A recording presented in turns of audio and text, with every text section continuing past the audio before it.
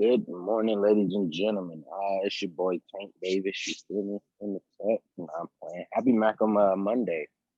I know it's kind of early, but we are definitely finna get started with the first week of our 6-week series of Art of Storytelling. We got my man Dan in here. Definitely excited for today's story. If you are ready, definitely turn your camera on so we know that you are tuned in. If you don't want to turn your camera on, it's okay. I understand. Quick couple of things that I want everybody to know before we start. If you have a question, I don't know if you guys are on your computer or your phone, but if you go to the 3 dots, you may click the emoji, the clap emoji. And that will give our guest speaker, Dan, a chance to see that you guys have a question.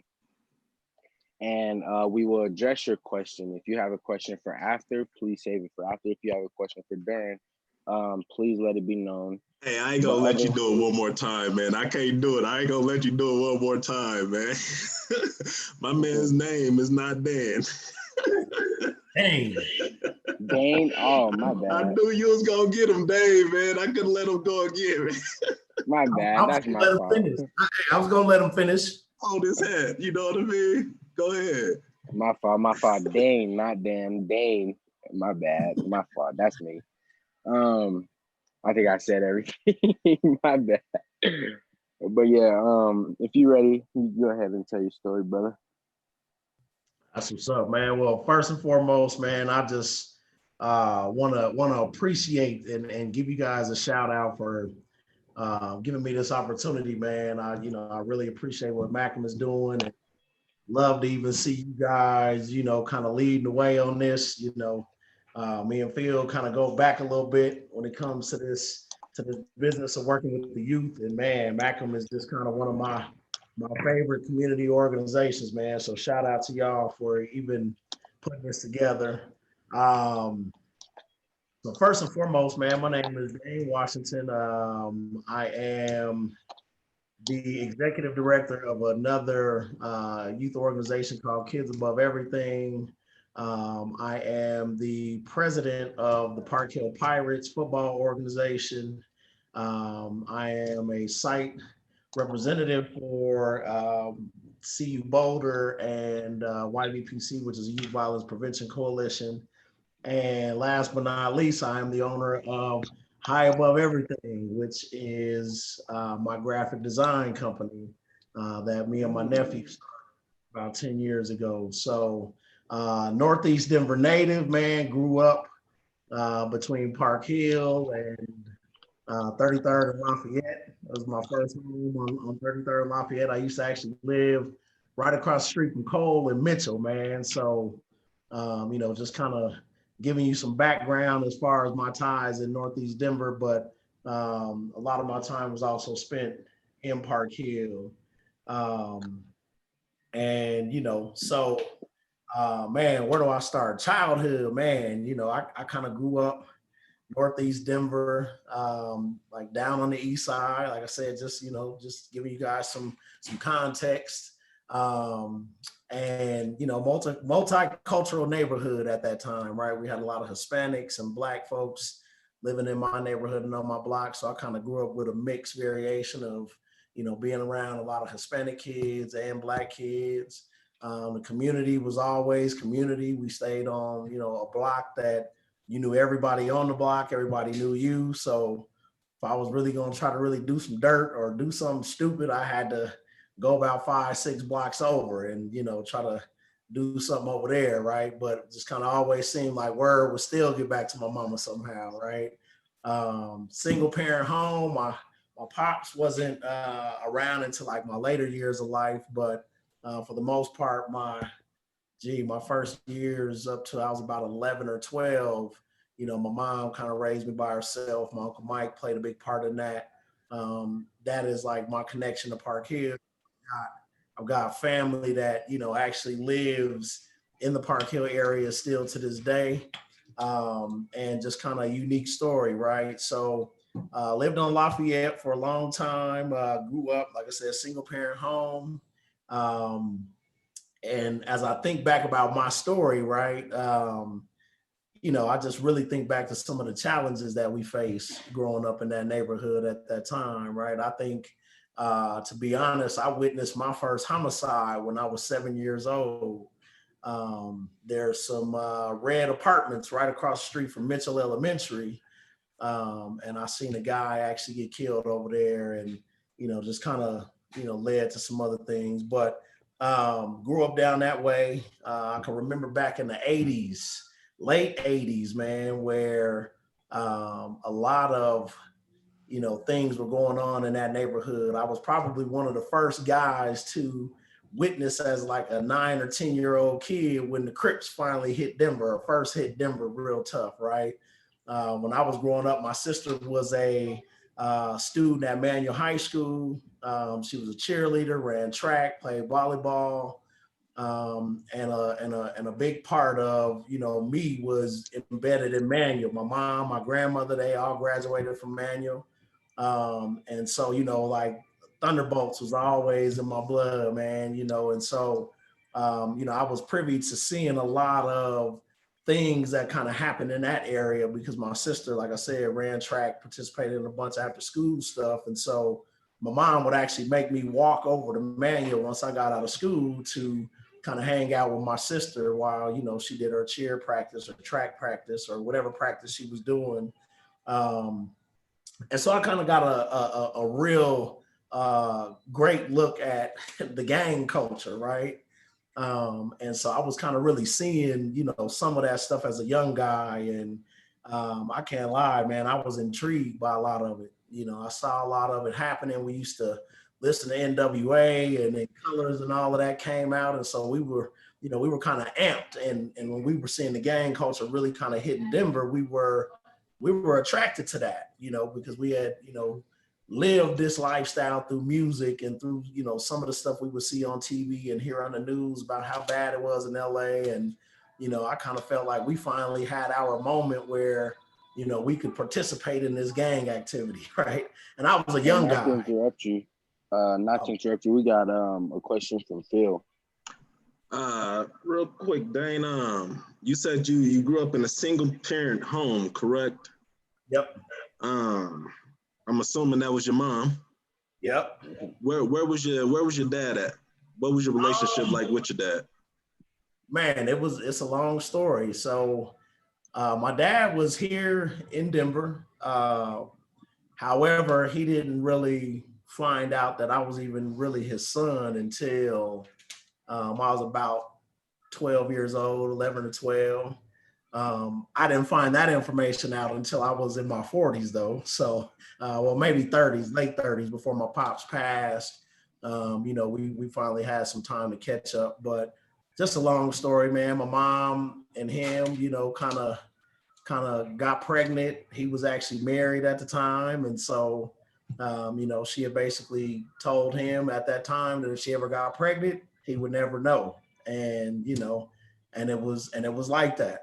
And so, you know, he didn't really know much about me. However, he did, you know, see me a couple of times here and there when I was a little young guy, 2-3 years old. And just kind of had a feeling that, you know, that it was potential that I could be his son. But yeah, they just, you know, didn't really do much with that. So what was the story for you growing up? Did you ever question like, man, where's my dad at? You know what I mean? Absolutely, all the time. And it's funny because they used to call my dad Bill Anonymous. his name is William Matthews.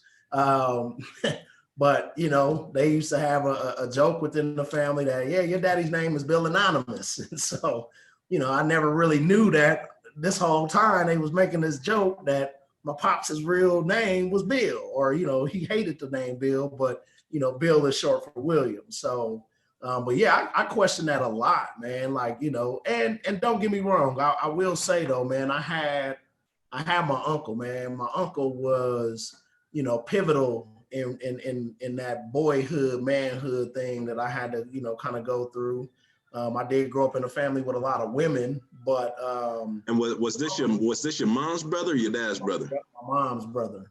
Yep, my mom's brother. And he just kind of, you know, he was like a community pops, right? He was one of those guys that would take all of the boys fishing and, you know, help them build bikes and taught kids. I mean, like to this day, he still teaches all the grandbabies and nieces and nephews how to tie their shoes and, you know, taught us how to fish and taught us how to, you know, just kind of be men. So, you know, I had my uncle around.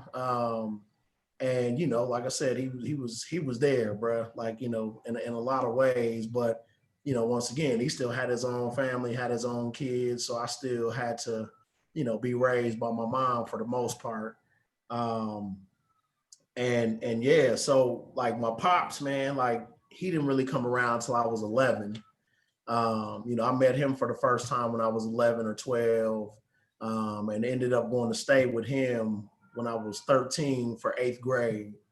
You know, my mom kind of started seeing the direction I was going in. As you know, I just talked about the neighborhood we was growing up in with the gangs and the growing gang culture. You know, I was kind of attracted to, well, not kind of, I was attracted to the, you know, the streets, right? Running the streets with my homies and being out there. We were, you know, breaking into cars and stealing stereos and, you know, basically kind of, you know, when I was growing up on that side of town, there was a lot of factories down there. So you had like the Jolly Rancher factories and stuff like that. So we were just kind of known for doing some mischievous stuff, you know, breaking into the Jolly Rancher factory and stealing chips and all that kind of stuff from the chip factory and just kind of running around, right? And as that kind of progressed, as I started getting older, I started hanging out with, you know, some older kids.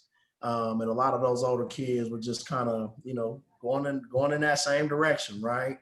And so my mom, you know, being a single mother, and, you know, man, when I really think about where a lot of that stuff started to turn was when the crack epidemic hit, you know, like literally, man, like, you know, I say this as a joking thing, but there's not too many guys I know my age who didn't experience the crack epidemic through their parents being, you know, users of the drug. Right? And I was just getting ready to ask you, where was your mom at during this whole crack epidemic? Where did she fall?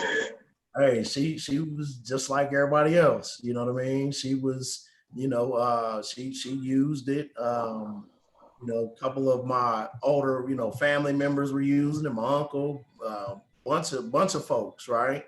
It was just a thing that, you know, hit our neighborhood hard. And when it hit, you know, it would just kind of seem like even my homeboys, all of my close friends, all of my people that stayed on the block, you know, ended up, you know, somehow dealing with crack.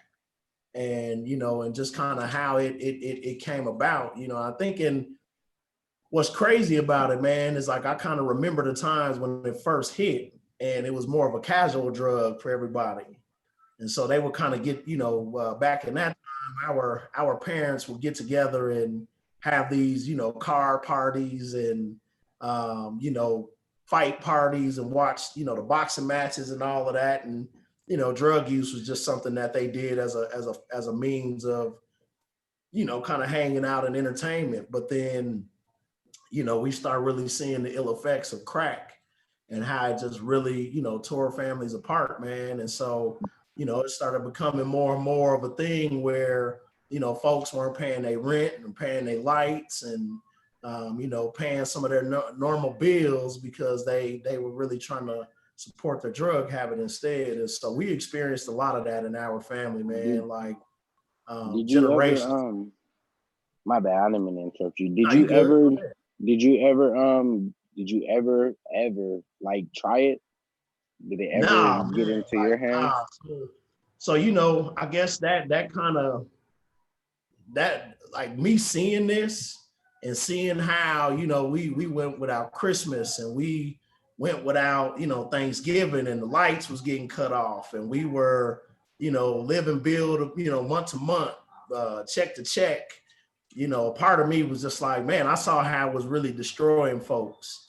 But I will say this, man, like I never used crack I've experimented with cocaine in a certain form at one point in time in my teenage years, but just realized it wasn't for me.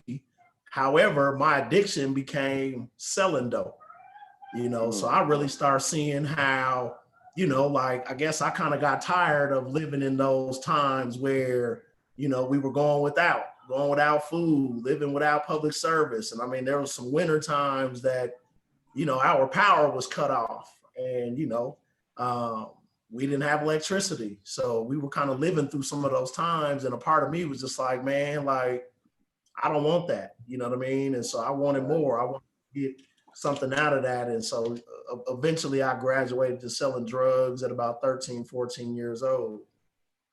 So even though I never really used it as a drug, the addiction of selling dope is just as bad as using it, if you ask me. And so that was kind of like my pathway that I felt was going to get me out of the hood, but not really realizing that it was more of a destructive device, than anything, because as you really get older, the money gets bigger and you start, seeing a little bit more bread, and then it becomes like this everyday hustle, and now you are out here, trying to make more money today than you did yesterday. And so I became addicted to selling dope, in a lot of ways, man, and just kind of, didn't realize, like, at one point I was selling dope to my family members. I started selling dope to my auntie and them, and selling dope to my cousins that was crackheads, and just it was, like I say, man, as I think back, it was just as destructive to sell it as it was to use it. Okay. Dede got a question too, I believe. Nah, he answered it. I got one. So what was your means behind selling that? What was your reason behind serving your family? Man, it was a mix of things, bro. Like, I'm gonna be straight up. I think one of the biggest things for me was I hated being poor. We grew up in poverty. Everybody on my block was kind of living, like I said, week to week, check to check, and it was kind of a normal thing on that block, right? We had folks that, were just kind of living meal to meal, check to check, and poverty was just a thing, right? People would borrow sugar from us, we would borrow sugar from them, and bread, and like that's just kind of how the community was at that time. But as I started getting older, and you start really seeing that, we were really living on borderline poverty, right? So what I can say that kind of really made me start selling dope was two things. I didn't want to be broke, and then another part of me was like, man, well, if I can continue to watch them smoke up all the rent and smoke up all the bill money and smoke up all the grocery money, hell, I might as well put it in my pocket. You know what I mean? And put food on the table, or buy the groceries, or so I kind of was counterproductive. And it just, like I said, it really may have started as that mentally, but it kind of turned into this thing where, like I say, man, when you selling dope to your own uncles and aunts and cousins and all of that, like, it is no longer about like trying to protect the family and keep, in the household, as much as it was just like chasing the bread, right? So it kind of lost sight of that, but that was probably why I really started doing it that way. And I had asked that question because I have a family member who was serving my mom. Okay. All right. And I had asked him that, and he said the reason behind was because if she didn't get it from him, she was gonna get it from somebody else. Absolutely. You know what I mean? Absolutely. And I can agree with that, man, because there were times that I would find out a couple of my homies were serving my people. You know what I mean? And they were kind of doing it on the low. And don't get me wrong, like my uncle, he was kind of he was a live wire, so he wasn't no joke. Wasn't like your typical crackhead or dope smoker, what people would consider to be a crackhead, because he was the type of guy that'll jump on your ass. You know what I mean? So he wasn't just like one of these guys you could just push over and there were times where he would literally like go smoke up all his check and then go back to the dope man's house and beat him up and take all his money back. And, so he was one of them live wire, guys, right? And so, he taught us a different dynamic about it, man. Like, I think for me, I did see a lot of that going on. A lot of my homeboys were selling dope to my mom and selling dope to my uncle and them. And, and they'd be kind of coming around kicking it. And you didn't really know that they were doing these things behind your back until you got a little bit older and start really understanding the game a little bit more. But yeah, man, we used to see that all the time. And so, it was kind of crazy to grow up with this element that, was normalized, right? Because like I said, there was a spot that I kind of had privilege to being around all the time that, everybody would come over there to smoke crack. And, like I say, like I would see my homies' mamas, I would see my homies' grannies, they grandpas, they uncles, they dads, everybody would come in this garage and really smoke dope over there. You know what I mean? So, when I say like I was looking around at the crack epidemic and really being like a piece of it, you were just really seeing how it was tearing everybody's families up, man. So part of me, man, just really like turned into this hustle mentality. I started really seeing a lot more of the gang activity. And so I started kind of getting tied in. I would probably say around about 6th grade is when I really start, finger banging, throwing up signs and really kind of picking and choosing the side to stand on. And it's weird because I grew up on the east side, that's where that's where I was raised. The house I was raised in was on 33rd and Lafayette, but we actually lost that house in 93. My grandmother passed in 91. That was her house. She left for my mom. And so literally, man, we basically lost the house and then, kind of went through this spiral of homelessness. And I didn't recognize that it was homelessness because, we were staying with family members, right? I had an aunt that lived in Park Hill. And then I had my aunt and my uncle. They both stayed in Park Hill. And then I had another aunt that actually was staying in Park Hill at that time too, but she moved to Montbello. So I was kind of in and out of these houses, transitioning in and out of these houses, but, not recognizing until I got a lot older that, we spent a lot of that time of my younger years, homeless, staying with relatives or, sleeping on people's couches and stuff like that. And so I just started really, really slipping, man, like 6th, 7th grade.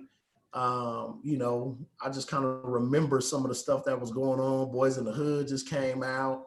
Like I said, we was listening to NWA, Colors, all that stuff was like, it was cracking. And so you just really, we were attracted to that lifestyle already through the music, through the culture, right? And so we really just start, getting into it a little bit more, man. And so being from 33rd and Lafayette or living on 33rd and Lafayette, I used to hang around with a lot of oldies and the ESGs and them guys down that way. A lot of the CC Riders was, guys we grew up with, a lot of the Trey Deuce guys. We all went to middle school, elementary school. But like about 6th or 7th grade, I kind of started seeing that shift because, like I said, I had family in Park Hill. So I spent most of my time in Park Hill. And, so I would be around my family in Park Hill and they were, they was Bloods. And so, when my guys down on the east side start seeing me up that way, they kind of just, I didn't really get a chance to explain like, hey, man, that's family. They just affiliated me, right? So, and there were times where, they were trying to fight my cousins and fight my family members. And so I had to kind of, pick a side to ride with. And family's gonna always come first, you know what I mean? And so once that really started cracking, like I said, I ended up going to manual for my freshman year of high school. So kind of fast forward from 6th grade to 8th grade, like I started getting out of hand from 6th to 8th grade. And my mom was finally like, like this is bullshit. I had probably met my dad around 5th or 6th grade for the first time. And by the time I hit 8th grade, my mom was just like, you got to go out here with your pops. And so, you know, by that time I was really embedded in the hood. I was just kind of, you know, out there wilding out, you know, selling drugs here and there and doing what I was doing, drinking, smoking weed. And when I went to go stay with my dad's a minister.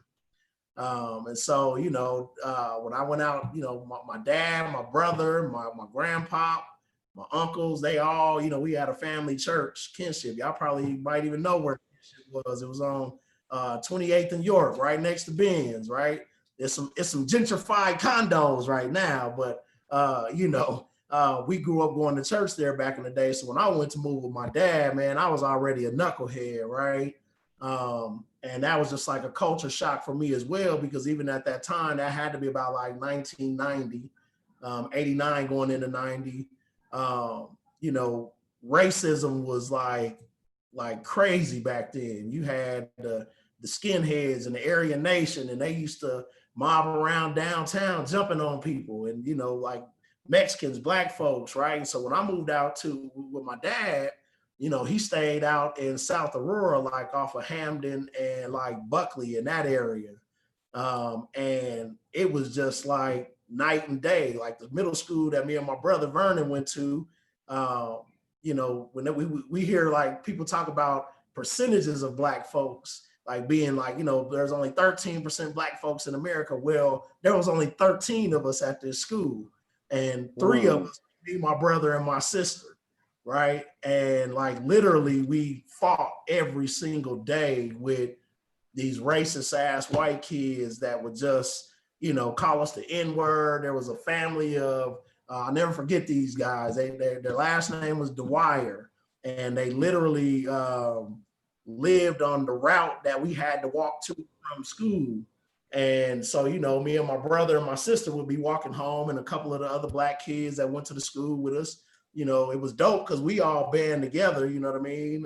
But we literally had to go through like a bunch of racism, like, you know, literally where we would end up beating up a couple of them, and then the mob would chase us to the house, and then my dad would end up coming outside with his pistol, you know. And at the time I was kind of thinking like, my dad's he's a preacher, he's a reverend. And, you know, I found out later in life that, you know, he kind of grew up with a history of leaving Tennessee for those same reasons. And, you know, now it just kind of made sense why he was always ready to come out on the porch with his pistol to protect us, right? Because, you know, he come from that Black Panther movement on the real, you know. And so, you know, but I like I said, as I was in 8th grade, it never really dawned on me then. You know, I just kind of thought like, oh, he's a preacher, he got a gun, that's cool. But, you know, he was really with it, man. And so we did that. Of course, me and my dad, we clashed. My hard-headed ways just couldn't deal with him, and he couldn't deal with me. He had this, the way he used to whoop us was called ban Sheek. And, you know, basically like it's what we call a normal whooping, right? Where, you know, the parent just gets the belt and they tear off into you, you know what I mean? My pops, he would whoop me, and I just, you know, sometimes I would kind of be looking at him crazy because I was thinking I was hard. And, you know, but he used to tear me and my brother and them up because we was just, you know, we weren't that innocent of kids, right? But, you know, he meant well. But anyway, me and him kind of clashed. And so after 8th grade, I moved back in with my mom and started my freshman year at Manual. And so as I was kind of, you know, building up to that history, it was important because like freshman year was cool. You know, I still knew a lot of these guys because, you know, we went to, you know, middle school, elementary school together, and, you know, we grew up together primarily, you know what I mean? And, you know, so that was cool. But then we had a party over that summer, and, you know, my cousin and him. Not to kill your thought. I think Dede had a question about your growing up in high school or 8th grade, I think it was. Yeah, I was about to say, when you moved with your dad, did it change your life? But you said you was still a knucklehead. So oh man, you answered that for me. You would have thought it would have changed my life. You know what I mean? Right. He meant well. They lived out in the suburbs. You know what I mean? A better school and all of that. But yeah, like I would literally come home every other weekend. And so when I would basically spend my time at home on the weekends, I was back with the homies and my family, and, you know, we ripping and running the streets. My mom, you know, she didn't really have much control over me at that point either. That's kind of why she even sent me out there. But no, it didn't help, man. I mean, I guess long run it did. I will admit, long run it did, right? Because I did actually get to see a man that took care of his family. You know what I mean? He went to work every day. He busted his ass to do what he had to do, and he really cared about us. You know what I mean? We went, even after I kind of went back to my mom, me and him were still cool, even though we had our disagreements, and he was still trying to be pops. For the most part, he was still rocking with me. So I did, get to see some good sides of him, even though, like I said, I was a knucklehead. And so that summer that I moved back home, man, it was crazy because my cousins in Park Hill had this big party, and I'll never forget because it kind of impacted me after this party, right? Because we at the party, and a bunch of Bloods is there, and I'm kind of kicking it with everybody and just being me, not realizing that some of these guys I grew up with from the East Side, and I'm seeing them there. I'm just normal. What's up, hey man? But they kind of see me active, dancing, doing what we doing, and so sophomore year, school starts, summer's over. Like the third week of school, man, I was, headed home to get back to Park Hill because we did, we moved to Park Hill. And so I'm walking through Fuller Park trying to get home, and I mean, you probably know the results of that story, right? The Crips was running Fuller Park at that time, and so I guess some of the OGs had made that call, basically saying like, guys that was from that other side couldn't really rock down here like that, and so they made that call on me, man, and I think that was the first time I really got my ass whooped, by the Crips. But it really changed the way I saw gangbanging, right? Because it was basically saying like, if you're gonna really be with it, you can't run around here playing with it. You know what I mean? So if you're gonna really be from it, then you gotta represent it and be what you own. You know what I mean? Because like I kind of felt jacked up because the guys that ended up jumping on me was guys that I grew up with. They used to spend the night at my mama's house, and there was a couple of other incidents that followed, where me and my mom would be walking down the street and they would see us, and they didn't give a damn that they was with my mom, and they didn't give a damn that, they knew my mom and had ate chicken and all that at my crib and spent the night. They was Crips, and they identified me as a Blood. And so, it was basically one of those things where, like I said, man, I had to pick a side. And so I started really, getting out there. I mean, it was just like, it just progressed. And so that was like all of high school, literally dropped out, really start gang banging, really start selling drugs even more.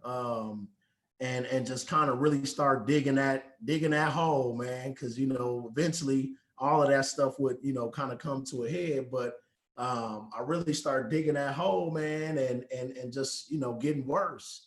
And I was a little bit angry. I was angry that, my pops wasn't really around. I was angry that my mom and them was all strung out on dope, and, was angry that we grew up poor, and just a bunch of that, right? So a bunch of that started manifesting inside me, man, to just make me, hardened to everything, and so I would, was running the streets. And on top of that, man, like, as I started off saying, I witnessed my first homicide when I was 7. By the time I was 13, 14 years old, like, I don't know if y'all familiar with what was going on in 93 and 95 in Denver, Colorado, but it was bad. We was losing homies left and right. People getting shot and killed. I remember my homeboy got smoked with his grandma right there. His grandma ended up getting shot too. It was just bad.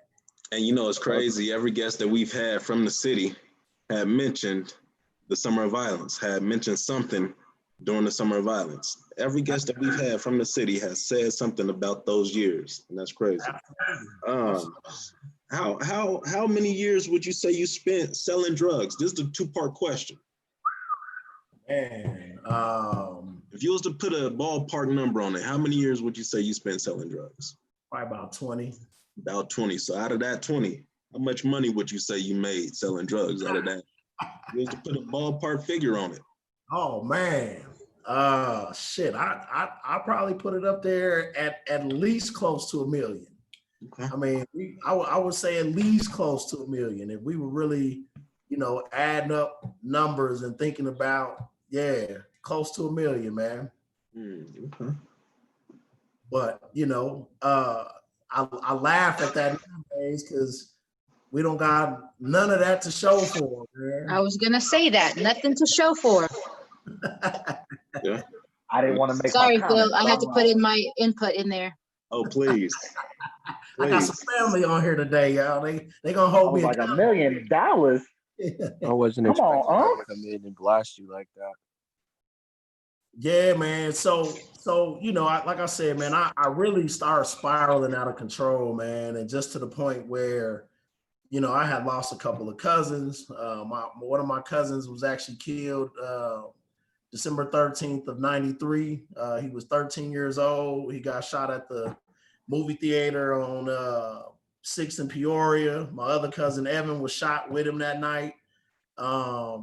2 weeks before he got killed, my homeboy Geronimo Maestas got killed down on the E. It was just a lot of stuff going on, right? A lot of stuff that we had kind of really seen. And, by that time I was just I was just out there, man. So we, kept going and kept going. And eventually I just started getting older. By the time, I turned 18, I was kind of in so deep that I started getting arrested. That's when I really start, it's crazy because I know a lot of guys that were committing a lot of crimes when we were juveniles and they would get caught as a juvenile. I didn't get caught for my first crime until I was 18. And so, when my first jail experience, I actually got put in Building 8 in Denver County. So, from there, it was just kind of like, man, and it was crazy because I got one of my cousins is he's a sheriff. And so that summer he had took us to Building 8 to the county jail for a scared straight thing, right? My mom hit him up like, man, you gotta do something with this guy. And he takes us on this scared straight tour, man, and they bring us through Building 8. And I'm seeing all my homies, my big homies. I'm seeing, and I'm in there enjoying it, like, oh, what's up? And so that was my scared straight experience, right, with Denver County. And come to find out, like I said, as soon as I turned 18, I caught my first, I think it was a pistol case, and ended up, getting arrested and having to spend a couple of days in the county until, they ended up dropping the case. But, I went from the city jail to the county, and I was probably there for about 7 or 8 days, but I was in Building 8, that same building that kind of, I was supposed to be scared of, right? But I was in there with a bunch of guys that I knew. So it was kind of like, it wasn't nothing new. It was like we was practically on the streets.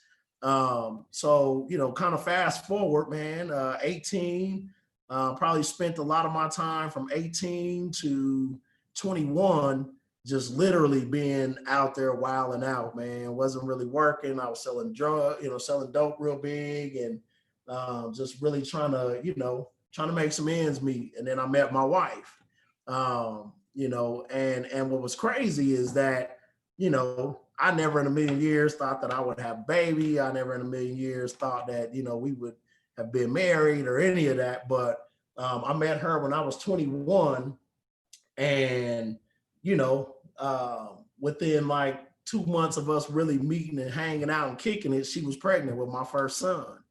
And fast forward 9 months to when he was, born, I caught my first dope case. And so I was actually in the county jail when my first son was born. And was just kind of like still halfway in, I wouldn't even say halfway in, halfway out at that point. I was still all the way in, because I got out of the, got my first case, played out to probation, came back to the hood, and went right back to work like nothing had ever happened, right? And so I continued that up till about, till my son was about 3. And then I caught my second dope case. And on that second dope case, they weren't as lenient. And they was basically like, yeah, bruh, you're going to DLC this time around. And so, so I was like, all right, man. So I ended up going to DLC. The judge kind of had a lot of family support. Like I said, my peoples was in the church, and so I had a lot of folks come to court to support me. So the judge recommended that I do this boot camp program at Buena Vista. And so, I went up to Buny and I did my boot camp program and graduated and, just kind of learned some things about myself through that prison experience. Once I went to DOC, it was a whole different ball game. Let me tap in with you real fast, Dane. Go ahead, Dede. I see you got a question. I got one after you. So you having a son, that didn't I was just about to ask you. Stop you from selling dough and stuff and keep going to jail? Nah, man. You know what? I'm gonna be honest, man. I think just like most fathers, when they have their first son, they say, I gotta provide for this guy. And I'm not gonna lie, man. I used what I had at that time to do that. I would say now, it was the wrong train of thought to really be thinking I was going to make a career out of selling dope to provide for my family, but that's what I was doing. I know a lot of guys that used to sell dope to get cars and rims and have all the, the jewelry and the shoes and all of that. And that just wasn't me. I sold dope to pay bills, so I was actually providing for my family with that money, you know what I mean? And so it was not just like a lifestyle, but when my son was born, I was like, man, I got to take care of this guy by all means. And now I got felonies, right? So that was a whole nother experience for me that, that was a real struggle, right? When you were a young Black male at that time with felonies, man, you weren't getting no jobs. You weren't getting no offers. I think that is kind of lightened up today, but yeah, so and don't get me wrong, my mentality changed a lot, right? Because I knew that I had a son, my wife had 2 kids, when I first met her, so I technically had 3 boys that I was raising. But I think it didn't really hit me until I was about 24, and I'm riding in the car and I'm bumping my music.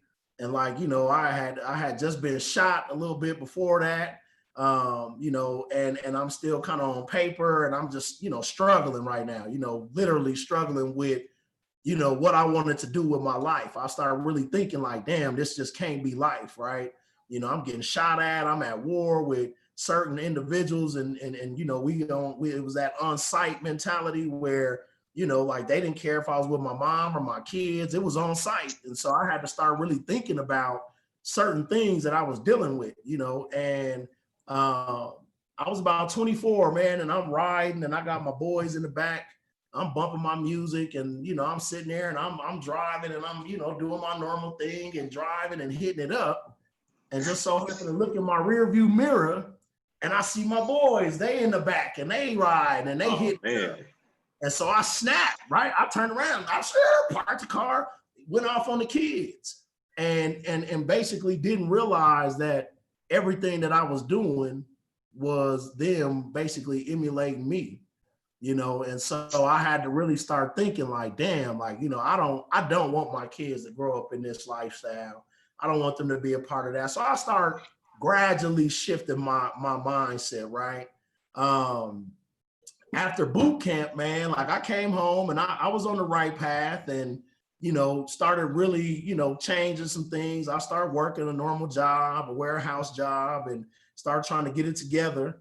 And just so happened to be down on my luck one night, man. And me and my homeboy was like, man, we need to get some quick cash, man. He had just violated parole. And so he was like, shit, man, we both kind of on hard times. We need some cash. And we ended up riding around looking for somebody to jack that night. And we couldn't find nobody. We hopped out on some guys and did our thing, man. And these dudes didn't have no money in their pockets. So we basically practiced, we practiced a quick robbery and, didn't get nothing out of it. And I was just like, dog, this, start really thinking again. This can't be life, man. You know what I mean? We got to do some different shit, man. And so we driving home and I'm like, dog, forget it. I'm going to just take you to the crib. Well, man, if it wasn't God, I don't know what it was, but we got bumped. And, you know, I didn't have no license, driving around without no license, you know, had insurance on the car, you know, the car's in my wife's name, but since I didn't have no license, that gave them, you know, the consent to search, or so they say, right? So my homie basically took his pistol and put it under the seat. Police find the pistol. They take us both to jail, even though, you know, he told them, like, it's my gun. He don't got nothing to do with that. You know, they was just like, well, both of y'all are felons. We taking y'all both to jail. So I ended up catching a Fed case for a felon in possession of a weapon. So I basically spent about, it was almost a year in the Feds, you know, back and forth trying to fight this case. And, you know, I think that's when I really start looking at my life and saying, like, I got to do something different. You know, I'm in prison going to the feds. I mean, and growing up, it was taboo to go to the feds. You knew that once you got caught up by the feds, it was a wrap. And so, you know, they had us on this a pistol charge of 380, and they was trying to charge both of us, you know, for this gun, and ended up, you know, I ended up getting a charge called misprison of a felony. And basically, what misprison of a felony is that basically they were able to confirm that I knew my homeboy had the gun and I didn't call the police on him or report him. And so they charged him with misprison of a felony. And I ended up getting a Fed case for that. Once I came home from that, it was just like, all right, dog, you gotta do something different. You know, so I basically, oh, go ahead. You got a question? Nah, I do have a question, but Phil also has one too. So So during the time when you was selling your drugs and stuff, and after you had met your wife, was you trying to keep what you was doing away from her? Oh, or was no. you open with her? Nah, she knew. I mean, so what was her take? What was her take about that? What was, you know what I mean? Because I try to figure out, why do women go for the bad boy image? No. We fought all the time, Phil. We fought all the time, Phil. Don't get it twisted. No, she wasn't with it. Hey, she wasn't with it. Like, dang, my interview. Hey, you asked me to join this thing, so hey, I'm here. Nah, so we fought a lot, dog. I mean, and you know, like, I'm gonna be honest, the drug dealing wasn't really what was about to kill the deal. You know, the going back and forth to prison was the part that almost killed the deal.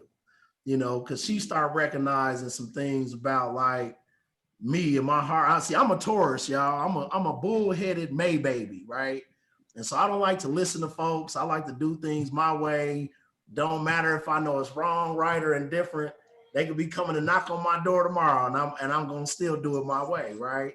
But you know, yeah, we fought a lot, man. You know, we really fought a lot because she wanted different. You know, she wanted me to, you know, change the lifestyle that I was living and start doing something different, right? So yeah, and I'll be honest, man. That Fed case, had I probably gone to jail after that, I would have lost her and everything. You know what I mean? But she rode with me, man. She rode it out, and man, we've been rocking for 22 years, bro. You know, and so, you know, we done built a family. We've been together for 22 years, and you know, she's kind of been there through a lot of my ups and my downs, and she's almost kind of been the backbone. I wouldn't even say almost. She's pretty much been the backbone of a lot of this, because, you know, when I'm in prison and locked up, you know, there's only one person out here that's gonna hold it down, and that was her. You know, so she rode out with me, man. And so, you know, once I came home from the feds, like, I just literally, man, like, I started doing it different, man. I enrolled back in school and went to school for radio broadcasting and got, you know, certified in that. That was probably like the second time, because I will say that even though I did drop out of high school, I'm a proud alumni of Emily Griffith, because, you know, and I say that with pride because Emily Griffith was one of them schools that, if I didn't have an Emily Griffith, dog, I wouldn't have had an education. I would have never got that piece of paper. And I probably would have got it in prison or something like that. But you know, I got my diploma in 95, the year that I was supposed to graduate. So I was still kind of on pace with that. But you know, when I came home, man, I got back into school and went to radio broadcasting school, and you know, basically graduated from that and jumped right out of that into promotions. Right, we started doing club promotions, and you know, it was funny because at the time, you know, we had a few club nights that we was running at the old Airmer 21 and another little spot we used to go to. They called it Euphoria. But my homeboy was basically like, man, we spending like $180 every 2 weeks on flyers. And so he was like, somebody got to learn Photoshop, or somebody got to learn something with this Photoshop. And so, you know, after radio broadcasting school, I had the benefit of, you know, having a few different internships with like radio stations, 95.7 The Party. So I was at Clear Channel. They had a bunch of different, you know, dope stuff going on in radio. My guy, Jason McBride, he had moved out to Connecticut and got a job at ESPN Radio. So that was inspiring me, right? I had some things to really look up to. And he had a conversation with me at one point, was just like, look, man, go get your certificate in radio, man, so you can come out here to Connecticut. So that was my goal, right? You know, once I graduated from radio school, I was like, shit, man, I want to get out to Connecticut so I could be on ESPN Radio, because I would tune in and I would hear Big J on there. And I'm like, dog. Then my homeboy Blaze, he's out here on 95.7 The Party and 107.5. And he's kind of telling me some of the same stuff. Like, man, you gotta do something different. So I found an interest in like radio, broadcasting, the whole industry, right? Because I had to do, you know, a lot of the promotional stuff. When you start off as an intern, they make you do all of the promo tents, and you got to set up the tent and kind of go in and you know, just sit there in a tent all day, right? But you work for the radio station. So it's actually a real dope experience. You get to go to all the concerts, you get free tickets, you get, you know, all of this stuff, right? A bunch of perks. So we started getting into club promotions, and then my homeboy was like, man, you know, these flyers is getting expensive. So he was like, well, shit, you know, like we got to do something different. So he downloaded a bootleg copy of Photoshop to one of my computers, man, crashed the whole daggone computer, but the Photoshop worked. And so, you know, I got the bootleg copy of Photoshop and really just started learning Photoshop, you know, like start taking tutorials and making flyers and just, you know, doing a little different stuff with it. And I'll never forget, my homeboy Eric Young, you know, I don't know if y'all know Eric, but he kind of does a lot of stuff with the comedy scene right now. He's Michael Blackson's role manager and all of that. But Eric had hit me up because they were having their first comedy show in Winter Park with Red Grant and Lunell, and I think it was Melanie Camacho. And so they had this comedy show and he needed a flyer. So I did the flyer for the event in Winter Park. And after I did that flyer, I started getting a bunch of people just hit me up like, hey, man, you do flyers. So I was like, all right, cool. So I started doing people's flyers, you know, gradually getting into the game and learning new stuff. And then as we started getting into promotion, I would have like some of the DJs kind of roasting my skills, because they'd be like, man, it don't really look that good, man. Like your shit looks cheesy. So you got to switch it up and get hip to the game. And so, you know, I really kind of took the Top Shelf was one of the first DJs to tell me that my flyer was trash, dog. But I took it to heart, you know, and literally went and started really learning how to do certain things in Photoshop to make it look a lot more better. And so as, you know, gradual time started, man, like literally, man, I ended up quitting my job and going full time with a graphic design business, which is high above everything, right? I started out as Great Dane Graphics, and then my nephew moved back out here from Connecticut. And, you know, he just had this way of life, right? That, you know, he had went through some struggles. You know, he had grown up and gone through his own stuff. And he was just in this philosophy, this mindset about being high above everything, high above all of the bullshit that he grew up with, high above all of the stress, and high above all of the things that he couldn't control. And so I was kind of like, man, that's dope. Like, let's start a graphic design company and we'll call it High Above Everything. And so he was like, cool, we the name, and man, the rest is history, right? So, you know, we started. I got a question. Oh, go ahead. I'm sorry, I didn't mean to interrupt you. So I've been going through high school, like my last 2 years, my junior and senior year, I've been trying to learn how to do Photoshop and graphic design. and I want to like definitely sit down with you after this. So I'm gonna keep my question for later. Definitely. Nah, that's what's up. I'm looking for some hungry guys. So you know what? Tank, Back send to that. me your I email. remember being on one of these calls with you, and you had asked somebody else. I think it was Jalissa, and she was talking about photography and all of that. And you were asking some questions. Yeah. I remember you from that, bro. But no. So you know, fast forward, man, and I'll just be straight up because I know I'm probably going to be running out of time here in a second. But you know, fast forward, we started this graphic design company, and then Rodney Bates had hit Jason up one day, and you know, at that time we had already kind of been, you know, John McBride and a bunch of these old school cats from the 5 Points Restoration Committee had called Jason and said, "Hey man, you know, I need you to get a couple of your partners together and come to one of these meetings." And so we went to a meeting, and it was a bunch of old black men at the table. Probably the first time I had really been at a table like this in my life, right? And you know, I say that's important because it kind of really pushed us to where we at right now in this industry, right? So Jason McBride's pops, they basically were telling us at that time that they needed some young men to take the torch. You know, they were elderly black men. They had all of these connections to folks and people, and just wanted, you know, some young black men to be doing something positive in the community. And so I started rocking, you know, with Jason, and we were going out to I think it was either Bennett or Byers, but we one of old dude named Dick Poole, man, he took us out to this guy named Gary May who owned the farm in Bennett or Byers. And you know, basically he wanted us to kind of come out there and start bringing kids out there to learn more about agriculture, and they were corn growers, right? So we started taking kids out there, right?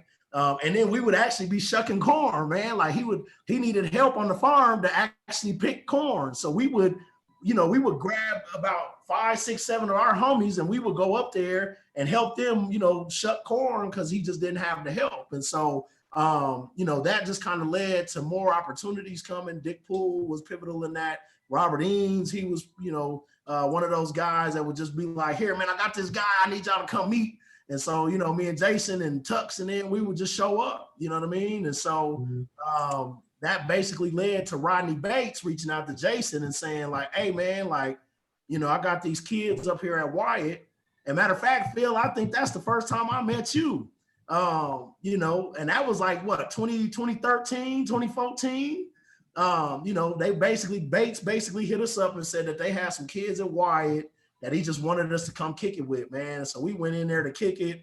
And then, you know, Jason was just like, "Man, you know, it'll be dope, man, if we could teach these guys something about the media industry." Because, you know, he once again, ESPN radio, my experience with Clear Channel and, you know, doing what we were doing. And we were just like, "Man, that's what's up." So we started going into this, you know, this class, and we would have class and we would just teach them how to create a radio show.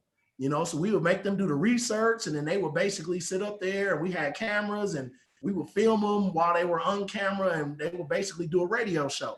And then it just progressed, man, to the degree that, you know, we were calling it High Above Everything. And once we really wanted to make it a program, we sat down with a CPA, and he recommended that we take the word high out of it because of Colorado and the marijuana, and they didn't want the two to tie together. So we started calling it Kids Above Everything, right? Which was, you know, something that was like, why not just call it Kids Above Everything? Because we didn't really care about all of that, right? We never got into it for the name or the recognition or the accolades or none of that. We just saw a need to give back to the kids of the community because we were part of that community. We grew up in some of those, like, I could guarantee there's not a kid that, well, I wouldn't say I could guarantee, but I can almost guarantee, I'll be willing to bet $2 and a noodle soup on it that there ain't anybody that's going through something right now in the community that I have not experienced. And I could give you some guidance. I could give you something about my experience. I can give you some information on how to better your situation, because, like, I'm gonna be straight up. I didn't recognize this until I started getting older, but the whole time, the only thing that was really standing in my way was myself. You know, I had the goals, I had the dreams, I had the aspirations, I had the talent, right? We are born with natural God-given talent. I've always been a creative person, writing poetry and, drawing and artistic, right? But never realizing that, here I am at 43 years old where, now I've got a full-blown graphic design company that, I get to be creative just to, as a part of my job. Now, don't get me wrong, I don't necessarily like it as much anymore, because when you start doing it, for folks that want you to create a product, it becomes a little bit more stressful, right, than what you would be doing if it was just for you. But I've learned a lot, and out of that, man, like I've been able to create a nonprofit called Kids Above Everything, through just some of the work that I've been doing. Like my boys, all of my boys actually played football for the Pirates. And I've been out there for the last 17 years. We've been a part of the Pirates organization for 17 years. 3 years ago, when the president was stepping down from the Pirates, he wanted me to take over the organization. And so I basically have taken over a whole youth sports organization and built out a team around that, to where now, we are trying to bring that organization back to where it used to be. But a lot of what has basically happened to me over the last 7 years has just kind of been, it's been a really dope experience, man. And so like, never thought that never thought I would see myself in this place. I've got 3 businesses. I don't work for nobody, right? When I caught my felonies and came home from prison, it was so hard to find a job. Nobody wanted to hire a felon. And, I just got tired, man. And I was almost on the brink of suicide at one point because I just could not find a job, right? And it was either that or go back to selling dope. And I told myself that I knew that if I caught a 3rd dope case, bruh, it was wrap. It was a wrap. 3 strikes, you're out. You know what I mean? So I couldn't go back to selling dope. So I had to do something different. And, a little bit of faith, a little bit of, doing what I do best, with perseverance, and just kind of, sticking it out, sticking to it, has kind of put me in this position. And I know I'm not anywhere where I want to be, but we now have a platform where we can teach kids or teach youth or teach young folks. I know some of y'all hate to be called kids because y'all are young adults practically. But we've got some things that we can show y'all and give y'all, to where, even if it ain't in this industry of media arts and graphic design, like, we just want y'all to really push yourself to doing something different. I mean, there's so much different stuff out there, you know what I mean? Like, that we don't get involved in. We don't, and it's not that we're not privileged to have those experiences.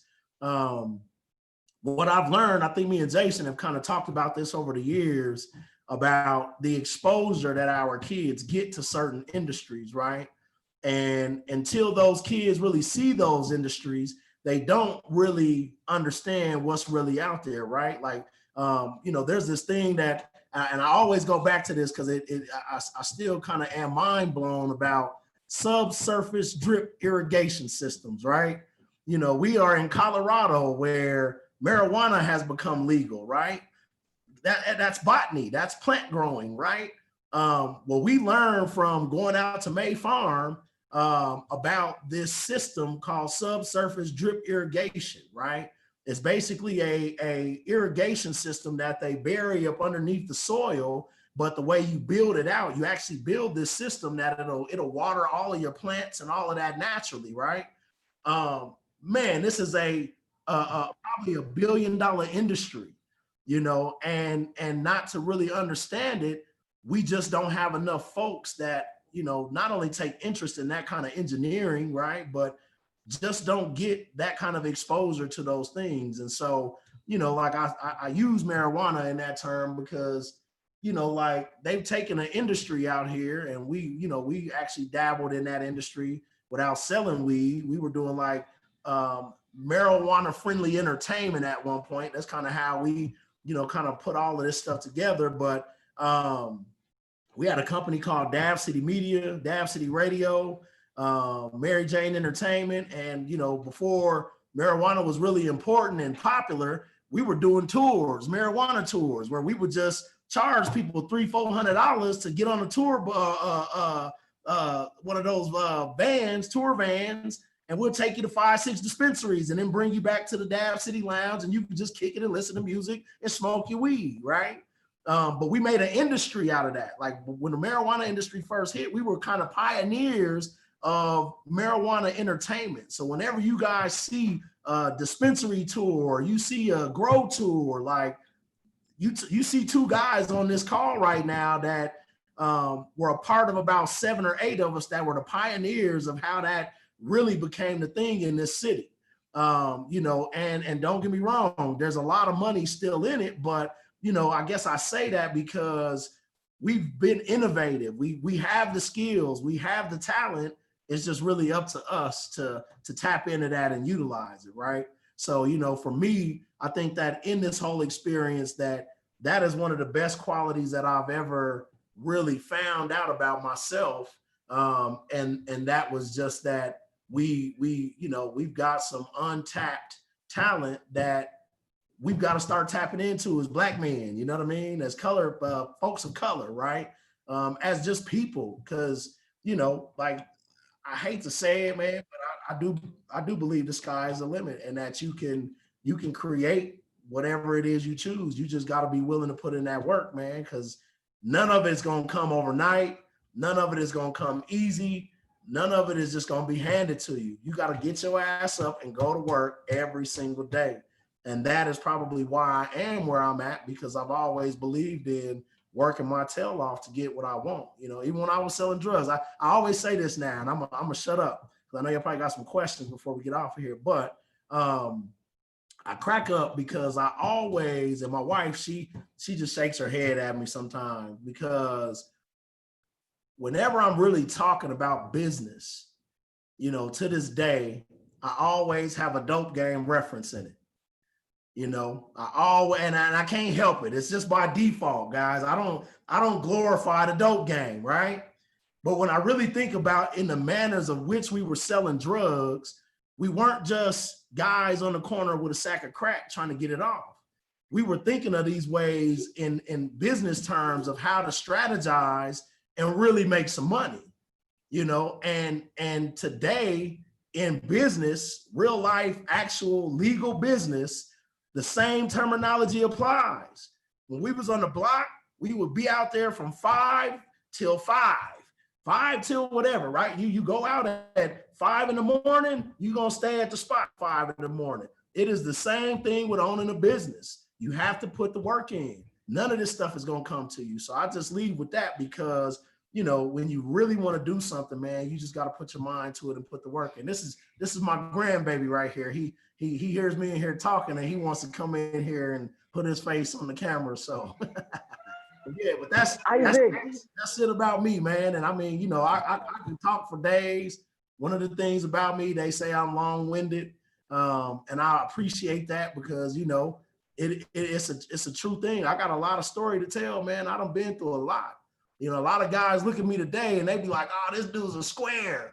He's a nerd. Because half of the time, you can ask Jason, we would have these parties and events, and, you know, the party's cracking. Everything, I mean, it's people, women, drinks, liquor, alcohol. And I would be right at my desk. I'll find me a table. I'll pull my laptop up, and I'll be out there working while everybody else was kicking it. And I still have me a couple drinks, and I still get involved. But for the most part, I believed in that philosophy that you gotta continue working, man. And so, you know, my nephew will tell you, like, he swears I'm the hardest working dude in America. But I think that comes next to him and Jason McBride and even Phil. Hell, Phil works his ass off too. But, you know, it's just one of those philosophies, man, that if you really want something out of this world, man, you got to put in the work. So I'll leave on that note. Appreciate you, man. Definitely appreciate you. If there's any questions, comments, compliments, y'all can go ahead and throw them out there. I'm gonna jump out there. I would say, go ahead, Jay. Go ahead. Well, like I've been privy to watch this dude grow, because even before we were working to be family, you know what I'm saying? And I consider him like my brother. And I watched him grow from everything he described himself doing into the man he is now. Boy, Oh, he got a bad connection. to work with him, to fight with him, all the things that we do together in the community, for the community now. It's just like, man, it's just dope to have somebody like that, you know, that you work with, man. And he's a hard working dude, man. And I'll see him on up at 3 in the morning, 4 in the morning, and I just be like, man, do you ever sleep? And he's a dope dude, man. And there's not too many like him. And I think people need to really understand who Dane is, man. And once you do, man, you'll appreciate everything about this cat, man. So I love him, man. He's just a cat that I can rely on, that he's always there. I mean, he's just a dope dude, man. So, I mean, you got a good one on today, Phil. And you know, on top of that too, you know, I just want to say, you know,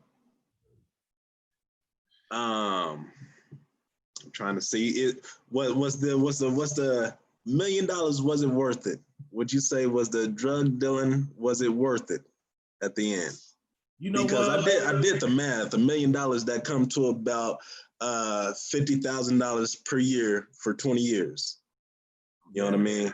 Yeah. Was it worth it?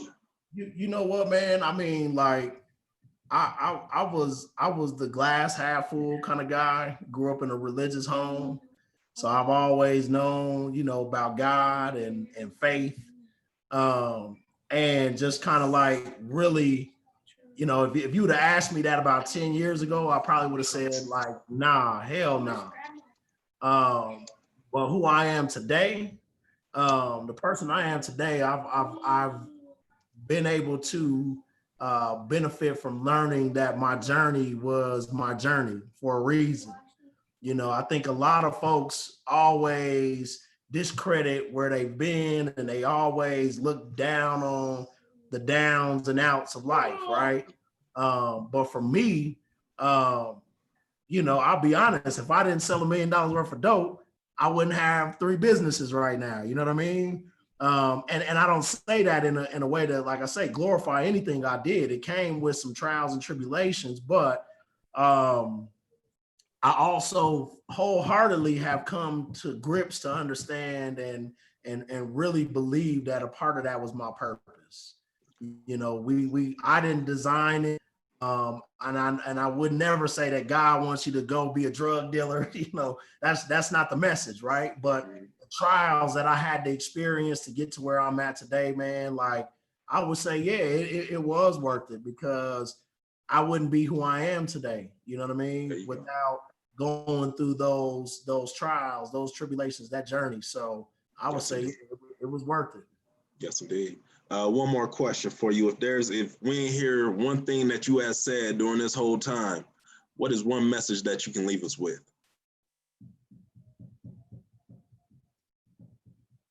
The time is now. The time is now. The time is right now. Especially with what we see on TV every day, what we deal with in our communities every day. The time is now. You don't have tomorrow. Don't count on having tomorrow. Do what you can today to do what you got to do today. Because then if you are promised tomorrow, then your today is going to always kind of help you get through that. So, you know, when I say the time is now, if you are putting something off, you've been wanting to do it, you've been thinking about doing it and haven't really figured it out, get out your damn way and go get it done. Because the time is right now. Time is right now. So handle your business. If you believe that and you really are passionate about it, don't let those things that block you from, like, you know, I spent a lot of time in that place. And I always say, like, you know, man, if I would have just did this 5 years ago, I'd have been here. Man, if I'd have did this, and you know, just being reminded of that you're absolutely right.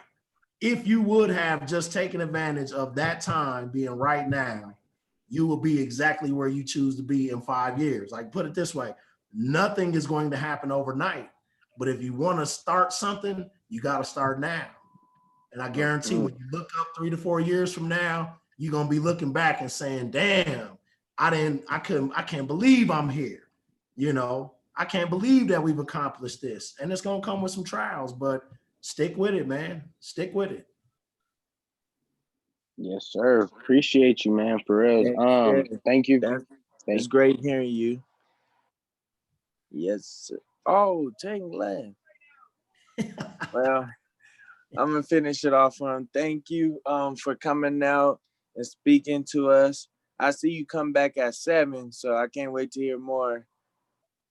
Yeah, I try to keep it a little more on path and make it a little bit, you know, make it a little more digestive. I could get long-winded. So man, I think you did your thing. And again, we appreciate you, Dane, for stopping through. You know what I mean? Yes, sir. Yes, sir. Hey, Tank, make sure. Matter of fact, hey, I'm gonna put my number in the chat, man. Like I got some stuff we working on as we speak that, you know, if you really want to get, you know, involved and get on, man, like this is where we at. So, you know, anybody that is interested in media arts, graphic design, holla at me, man. I can give you some tools and some feedback, and you know, like we believe in real live work experience over here. So I'm not only going to try to get you on the learning the skill set, I'm gonna try to get you attached to a project where you can make some money off of it. You know what I mean? But I will say this: I need serious takers only. Right? This ain't an easy like you know, fast food job. It's one of them jobs. It's tedious work, but you know, if you're willing to learn, man, like I'm telling you, y'all, you guys have the best creative juices in the world, man. And so, you know, tap into that, and I can show you how to turn that into, you know, what I've done with kind of what we've been doing, man, over these last few years. Tap in with me if you need to, man. Yes, sir. I definitely will. Because man, I'm telling you, I've been trying for like 2-3 years. I even started my own YouTube channel, so I'm gonna definitely deal with you. You already got your foot in the door. You just need some polish, some spit shine. That's it. All right. So there is a thing that we do after every art of storytelling. It's our MACM snap. I'm gonna count to 3, and we gonna snap at 3. So we do it twice. Everybody, if y'all ready, go ahead and turn your camera on so we can see you get your snap on. All right, let's go. 1, 2, 3. 1, 2, 3. All right, thank y'all for coming out, man, this early morning. I appreciate everybody, and I'll see y'all again. Yes, indeed. Yes, indeed. Appreciate y'all tapping in. Yes, sir. All right, peace out. Yes, sir.